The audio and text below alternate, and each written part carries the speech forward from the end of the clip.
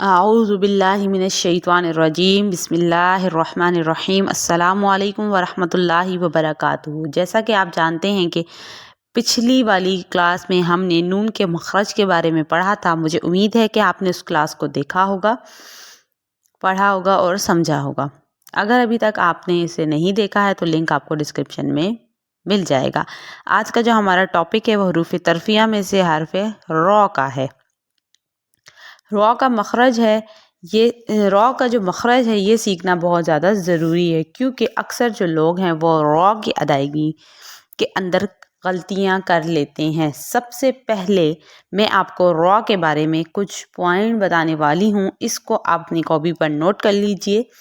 بہت سارے لوگ یہ سمجھتے ہیں کہ را جو ہے وہ مخفم ہے، یعنی موٹا پڑھا جانے والا حروف ہے، تو ہمیشہ اس کو موٹا پڑھنا یہ طریقہ غلط ہے۔ کچھ لوگ سمجھتے ہیں کہ را جو ہے وہ کیا ہے، باریک ہے، تو ہمیشہ اس کو باریک پڑھنا یہ بھی طریقہ غلط ہے۔ تو یاد رکھیں کہ را جو ہے یہ حروف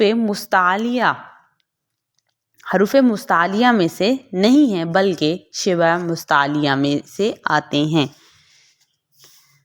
اب تفخم اور ترقیق، تفخم کہتے ہیں موٹا پڑھنے والے حروف کو، اور ترقیق کہتے ہیں باریک پڑھے جانے والے حروف کو۔ تو را جو ہے وہ کیا ہے، کبھی تو وہ موٹا پڑھا جاتا ہے، کبھی وہ ترقیق کے ساتھ پڑھا جاتا ہے، تو کبھی جو ہے وہ تفخیم کے ساتھ پڑھا جاتا ہے۔ را جو ہے وہ دونوں صورتوں میں پڑھا جاتا ہے۔ اب یہاں بات ہے کہ را جو ہے وہ کیا ہے، شبہ مستعلیہ ہے، مستعلیہ نہیں ہے بلکہ شبہ مستعلیہ ہے۔ شبہ مستعلیہ کسے کہتے ہیں؟ ان حروف کو جو کبھی باریک پڑھے جاتے ہیں، یعنی جن کے اندر تفخیم بھی پائی جاتی ہے اور ترقیق بھی پائی جاتی ہے۔ تو یہ کہنا کہ را کو باریک ہی پڑھنا اور موٹا ہی پڑھنا، تو یہ غلط ہے۔ را جو ہے اس کو موٹا بھی پڑھا جاتا ہے اور اس کو باریک بھی پڑھا جاتا ہے۔ ٹھیک ہو گیا؟ کیونکہ یہ کیا ہے، شبہ مستعلیہ ہے۔ اس کے بارے میں ہم پڑھیں گے کہ قرآن کے اندر کب موٹا پڑھا جاتا ہے اور کب باریک پڑھا جاتا ہے۔ جب را پر پیش اور زبر ہو تو وہ کیا پڑھا جاتا ہے، موٹا، اور جب را پہ جو ہے وہ را پہ زیر ہو تو وہ کیا ہوتی ہے، اس ٹائم پہ اس کو ہم باریک پڑھیں گے۔ ٹھیک ہوگی؟ یہ بات آپ کو سمجھ آ گئی کہ را پر جب زبر اور پیش ہوگی تو وہ کیا ہوگا، موٹا پڑھا جائے گا اس ٹائم را، اور جب اس پہ زیر ہوگی تو وہ کیا ہوگا، باریک پڑھا جائے گا۔ اب ہم اس کا قاعدہ دیکھ لیتے ہیں۔ زبان کا کنارہ ما ظہر اللسان جب ثنایا اولیہ اور رباعیہ کے مسوڑوں سے لگے تو جا کے را ادا ہوتا ہے۔ ٹھیک ہو گیا؟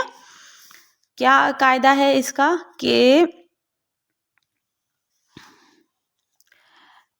پشت لسان جب مقابل کے تالو سے لگے تب جا کر را ادا ہوتا ہے۔ اب ہم بات کرتے ہیں کہ ظہر لسان کسے کہتے ہیں؟ ظہر لسان کہتے ہیں زبان کی پشت کو۔ کس کو کہتے ہیں؟ ظہر لسان کہتے ہیں زبان کی پشت کو،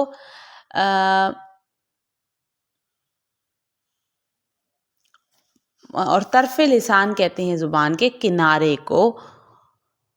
تو کیا ہے، جب یہ زبان کی جو ہماری نوک ہے، یہ اوپر جو ثنایا اولیہ کے ہمارے دو دانت ہیں، ان کے مسوڑوں سے جا کے لگے، جب پشت لسان ثنایا اولیہ کے مسوڑوں سے جا کے لگیں تو جا کے را ادا ہوتا ہے۔ کیا ادا ہوتا ہے؟ را ادا ہوتا ہے۔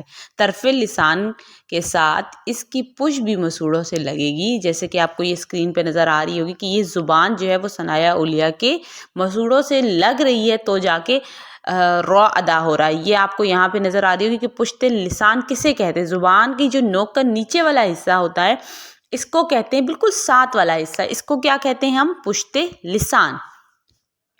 اب را جو ہے، پھر سے وہی والی بات آ گئی کہ را کب موٹا پڑھا جاتا ہے اور کب مطلب باریک پڑھا جاتا ہے۔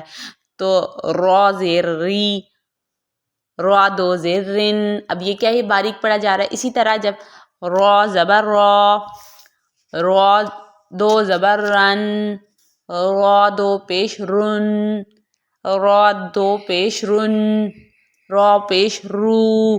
تو یہ کیا ہے؟ جب پیش ہے زبر ہے تو وہ کیا موٹا پڑھا جا رہا ہے، جب اس کے اوپر جب زیر ہے اس کے نیچے تب وہ باریک پڑھا جا رہا ہے. اب اگر کہیں پہ رو جو ہے وہ مشدد آ گیا ہو تو اس صورت میں رو کیسے پڑھیں گے؟ الرحمن الرحمن الرحیم. کیا؟ حمزہ رو زبر ار، حمزہ رو زیر ار، حمزہ رو پیش ار. میں امید کرتی ہوں کہ آپ کو یہ سمجھ میں آ گیا ہوگا. اب ملتے ہیں نیکسٹ ویڈیو میں، تب تک کے لیے اجازت چاہتی ہوں. دعاؤں میں یاد رکھیے گا. جزاک اللہ خیر.